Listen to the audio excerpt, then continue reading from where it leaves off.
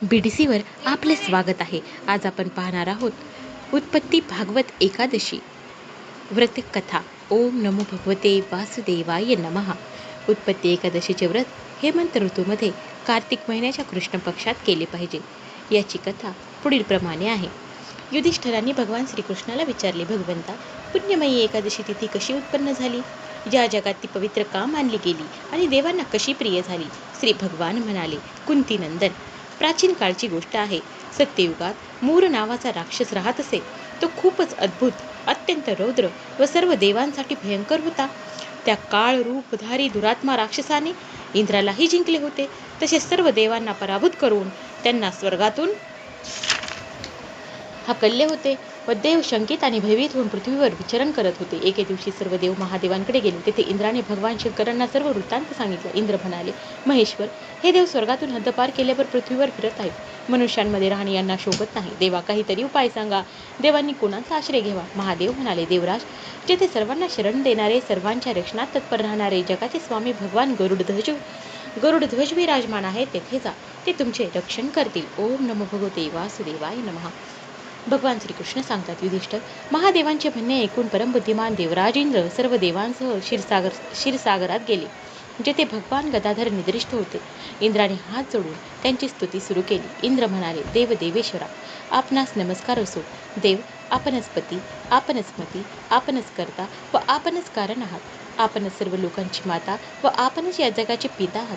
देव आणि दानव दोन्ही आपणास नमस्कार करतात. पुंडरीकाक्ष, आपण दानवांचे शत्रू आहात. मधुसूदना, आमचे रक्षण करा. प्रभू जगन्नाथा, अत्यंत उग्र स्वभावाच्या महाबली मूर नावाच्या असुराने या देवांना जिंकून स्वर्गाच्या बाहेर काढून टाकले आहे. भगवंता, देव देवेश्वरा, शरणागत वत्सला, देव घाबरून आपणास शरण आले आहेत. दानवांचा विनाश करणाऱ्या कमलनयना भक्तवत्सला, देव देवेश्वरा, जनार्दना, आमचे रक्षण करा. भगवंता, शरण आलेल्या देवांना मदत करा. इंद्राचे बोलणे ऐकून भगवान विष्णू म्हणाले, देवराज, तो दानव कसा आहे? त्याचे रूप ओबळ कसे आहे? तसेच त्या दुष्टाचे राहण्याचे स्थान कोठे आहे? इंद्र म्हणाले, देवेश्वरा, पूर्वीच्या काळी ब्रह्माजींच्या वंशात तालजंग नावाचा एक मोठा राक्षस उत्पन्न झाला होता, जो अत्यंत भयंकर होता. त्याचा पुत्र मूर दानवाच्या नावाने प्रसिद्ध आहे. तो देखील खूप उत्कट, पराक्रमी व देवांसाठी भयंकर आहे. चंद्रावती नावाची एक प्रसिद्ध नगरी आहे, तेथेच तो राहतो. त्या दैत्याने सर्व देवांना पराभूत करून त्यांना स्वर्गातून हकलून दिले. त्याने एका दुसऱ्याच इंद्राला स्वर्गाच्या सिंहासनावर बसविले.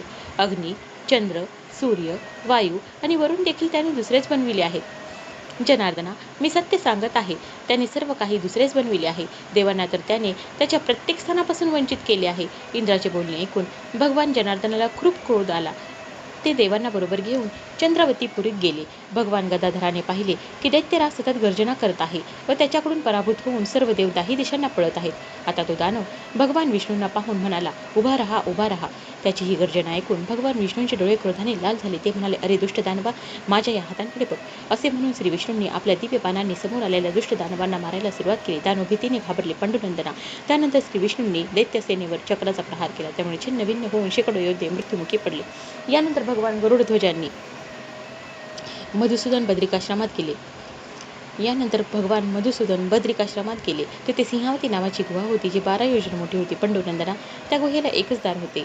भगवान विष्णू तिच्यातच झोपले होते. मूर दानव भगवंताला ठार मारण्यासाठी त्यांच्या मागे मागे तर लागलाच होता, म्हणून त्यानेही त्याच गुहेत प्रवेश केला.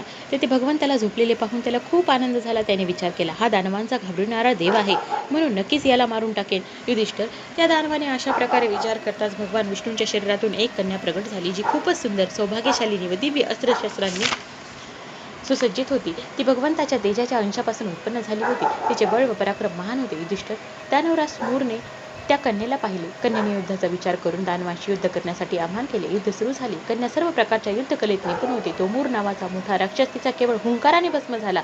दानव मेल्यावर भगवान जागे झाले. त्यांनी दानवाला धर्तीवर निष्काम केलेला पाहून विचारले, माझा हा शत्रू अत्यंत उग्र व भयंकर होता, याला कोणी मारले?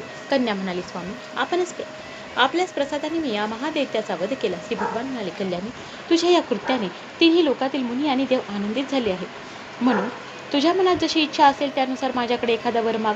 देव दुर्लभ असला तरी तो वर मी तुला देईन यात जराही शंका नाही. ती कन्या साक्षात एकादशीच होती. ती म्हणाली, प्रभू, जर आपण प्रसन्न आहात तर मी आपल्या कृपेने सर्व प्रकारची सिद्धी देणारी देवी व्हावे.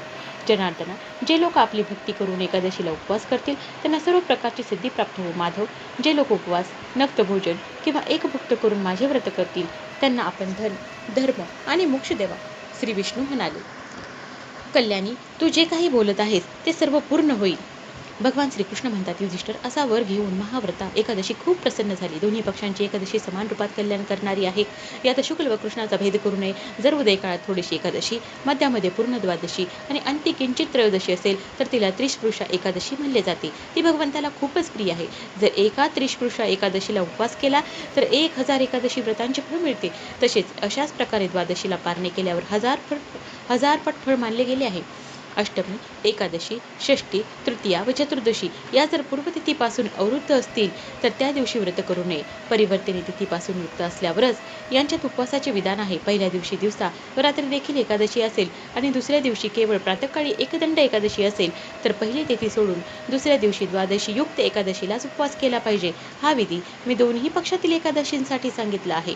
जो मनुष्य एकादशीला उपवास करतो तो वैकुंठ धामात जातो, जेथे साक्षात भगवान गरुडध्वज विराजमान आहेत. जो मनुष्य प्रत्येक वेळी एकादशीच्या महात्म्याचे पठण करतो, श्रवण करतो, त्याला 1000 गोदानाचे पुण्य लाभते. जे दिवसा किंवा रात्री भक्तिपूर्वक या महात्म्याचे श्रवण करतात ते निसंशय ब्रह्महत्या वगैरे पापांपासून मुक्त होतात. एकादशी समान पापनाशक व्रत दुसरे कोणतेही नाही. ओम नमो भगवते वासुदेवाय नमः.